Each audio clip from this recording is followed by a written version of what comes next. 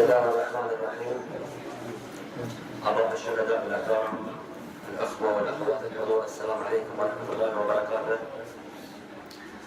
هنا في أرض النويدرات، في أرض استاد البصيرة، في أول صباح لثورة 14 فبراير انطلقت مجموعة من الثوار يقودهم الأستاذ القائد عبد الوهاب حسين للمطالبة بمطالب شعب البحرين.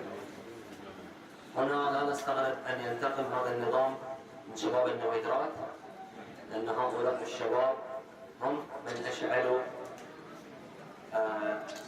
فتيلة الثورة هنا في البحرين.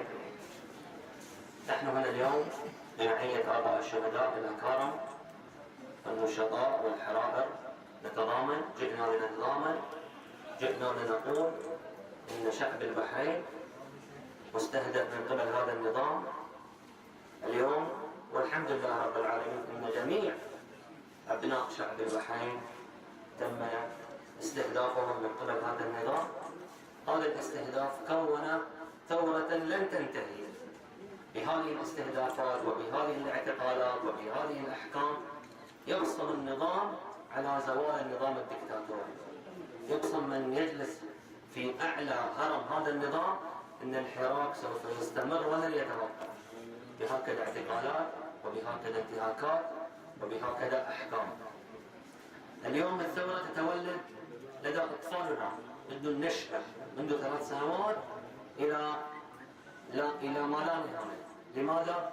لأنه لا يوجد اليوم بيت في البحرين لا يوجد به معتقل، لا يوجد اليوم بيت في البحرين لا يوجد فيه به شهيد أو قريب شهيد أو أحد أقارب شهيد. كما أسلف ولد الشهيد ياسين العصفور، بالأمس تم اعتقال ولد الشهيد شهيد العيد شهيد علي الشيخ، وكذلك الحقوقي حسين بارويز. كما تعلمون اليوم النظام البحريني يستهدف الشهيد ووالد الشهيد أخ الشهيد أو خال أو عم الشهيد، لا يترك مجال إلى أن يرضى ولو نوعا ما أبناء هذا الشعب بهذا النظام الدكتاتوري المستبد. أكرر بهكذا أفعال سوف تستمر هذه الثورة.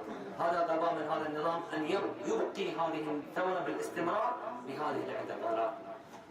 وكذلك الحال مع الأخ الحقوقي حسين بارويز، أباه معتقل أو محكوم بمؤبد بتهم واهية بسبب حرية الرأي والتعبير، ولذلك يصر على اعتقال ابن الرمز بارويز وآخرين كثيرين منهم من نتضامن معهم هذا اليوم في هذه الأرض المعطاء.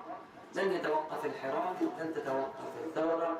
نقول لك يا نظام البحرين مهما فعلت ومهما انتهكت ومهما استهدفت ومهما حكمت ومهما اعتقلت لن يتوقف هذا الحراك إطلاقا إلا بنصر وإلا بمطالب من خرج من هنا في فجر 14 فبراير من العام 2011. لن يتوقف شباب هذه القرية وشباب البحرين وشعب البحرين وحرائر البحرين عن الحراك وعن التواجد في المسيرات إلا بالنصر إن شاء الله منصورين. والسلام عليكم ورحمة الله وبركاته.